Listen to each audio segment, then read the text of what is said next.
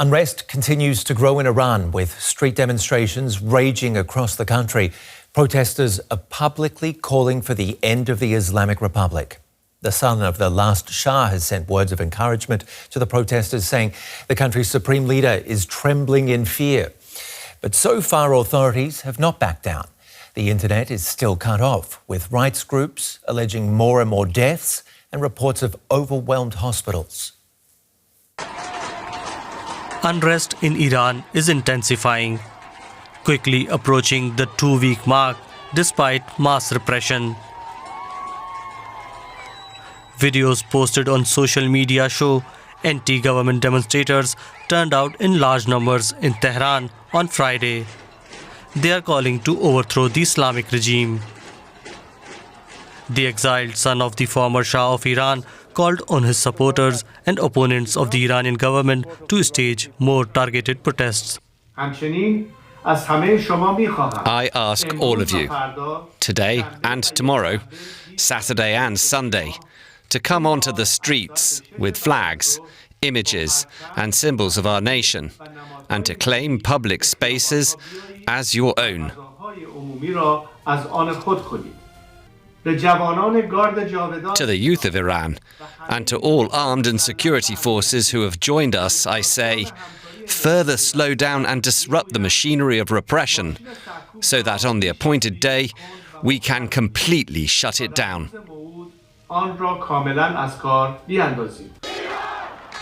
The current protests were sparked by the dire economic situation in Iran, which has steadily worsened. The situation has escalated into a nationwide confrontation between protesters and the state, with an internet blackout, mass arrests, and a rising death toll, according to rights groups. We're watching it very close. US President Donald Trump again warned the US will strike Iran very hard if protesters are killed. I've made the statement very strongly that if they start killing people like they have in the past, we will get involved. We'll be hitting them very hard where it hurts. And that doesn't mean boots on the ground, but it means hitting them very, very hard where it hurts. So, European countries have also explicitly supported the protesters. The leaders of France, Germany, and the UK urged Iran to exercise restraint and condemn the violent suppression. Supreme Leader Ayatollah Khamenei has said the clerical regime won't back down, while the Iranian Revolutionary Guard said safeguarding Iran's security was a red line. Iran's streets remain tense, with neither the protesters nor the state showing any sign of retreat. And Fawaz Gergez is a Middle East expert at the London School of Economics. He's in Washington. Let's pick up first on this open threat by Donald Trump against the Iranian regime. What will the US do? Well, I mean, you really have to speculate to read Donald Trump's mind. He says he will hit the Iranian leadership where it hurts the most. And if you ask me to speculate, he really means assassinating Iran's top leaders and attacking strategic targets of the Revolutionary Guards. That's what I think he means. Mm-hmm. But at the end of the day, what we need to understand is that Donald Trump is cynically exploiting the legitimate grievances of the Iranian people. And my answer to your question is that Donald Trump does not really have any moral authority to really side with the internal protesters in Iran. Look what he's doing in the United States. I mean, he is cracking down against dissent. He's violating international law and the US Constitution. He's turning the United States into more and more into an authoritarian state. Leave the Iranian people alone to decide their own future and their own internal affairs. Are they in a position to do that? Well, I think what we have seen in the past 2 weeks, I think we're seeing the protesters or the protest spreading to more cities and towns. They're growing in numbers, despite the internet, the blackout, the internet blackout, and the threats by the Revolutionary Guards. More and more Iranians are coming out. I think what distinguishes this wave of protest, than previous protests is that it's demographically more diverse. you have students, you have middle-class people, you have professionals, you have merchants, you have working-class people.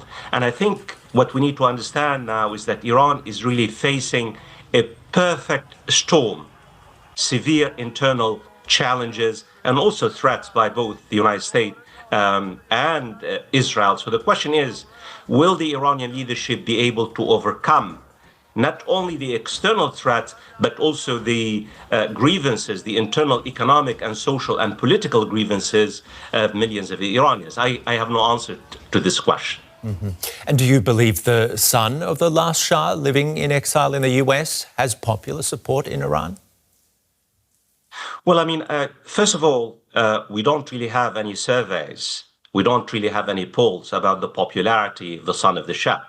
But if you ask me, knowing what we know about the Iranian people and their hopes and aspirations, I don't think the Iranian people want the Shah regime to return to Iran. The Shah was not a democrat. He was a ruthless dictator. What we need to understand about what's happening in Iran is that it's leaderless, unlike previous waves. So the son of the Shah now comes in, and yes, some Iranians respond. But at the end of the day, I think what the Iranians want, they want genuine change. They want transition from authoritarianism to pluralism as opposed to democracy at this particular stage. At the end of the day, I have no doubts in my mind that is the Iranian people and some elements of the government, because remember, the regime is not really a monolith. We're not just talking about the regime versus the people. You have some major elements within the Islamic Republic who call for a paradigm change that takes Iran from its current terrible situation economically and socially and politically into a much more, you might say, forward-looking and inclusive society. Fawaz Gergez, good talking to you again. Thanks for being on DW. Niloofar Gholami joins us from DW's Farsi Service. Good to see you. What point have these protests now reached? Yeah, although nationwide internet blackouts remain in place now for more than 40 hours, there were some videos coming out showing the protests are continuing in Tehran and other cities. To be honest, I was up all night following the development, and what I'm hearing and seeing is that the crowd are dramatically different from previous waves of protests, both in scale and in intensity. So the number of people involved is unprecedented compared to past years. And the government's crackdown have been significantly more violent. So many disturbing videos showing people killed in different cities have been widely circulated in social media, and human rights organizations report at least 79 people killed so far. But there is another report that Time magazine has reported that a doctor in Tehran confirmed 270 deaths caused by live ammunition were registered on Thursday night alone across 6 hospitals in Tehran. But however, due to severe communication restrictions, verified death toll remains extremely difficult to get to calculate and to obtain. By the sounds of it, the government's not backing down. Will the people back down? The scale of official threats have been extremely high. Authorities openly warn people that if live ammunition is used, they should not complain. And protesters have been labeled as terrorists and agents of foreign enemies. That's what I've never seen or heard like this. But what we are seeing suggests that fear is no longer working the way it used to. Despite these warnings and increasingly violent crackdown, people are still coming out. That tells us something important, I guess. Mm-hmm. For many Iranians, the sense of injustice and desperation now outweighs the fear of repression. Is there any indication yet that the exiled son of the Shah has any sway on demonstrators and the situation in Iran?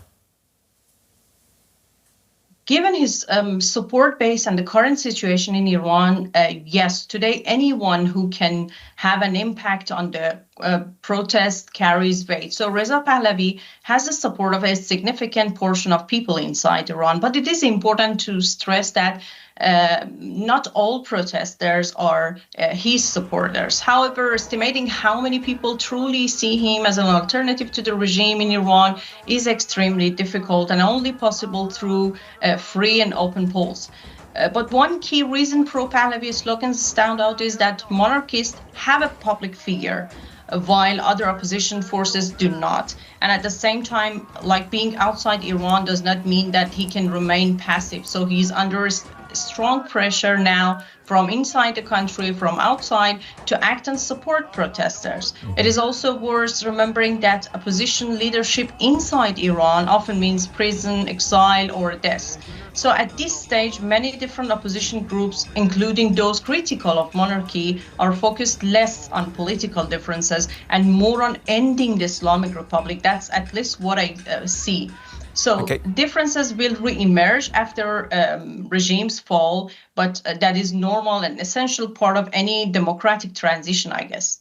Yeah, well, we're not talking about a democracy here. So where do you see this going, considering that you say these are bigger, more intense, these protests, and the government more violent than ever? Yeah, there is a long path through democracy. Totally agree. I have followed protests in Iran closely since 2009, and the current movement is different from anything we've seen before. I think Iran seems to be on the brink of major change. Before the internet was cut out, I spoke to some people across the country, and many said they believe this is the end of the Islamic Republic. So over these years, people in Iran have lived under extremely harsh conditions as a result of the way the regime is governed the country. So that is why many say either the situation ends or we die. At least it's what I heard directly from some young people in Iran who say they have nothing left to lose. And while those who lived through the 1979 revolution see echoes of that time in today's protests. Okay, thank you very much for putting this all into perspective for us. DW's Niloofar Gholami.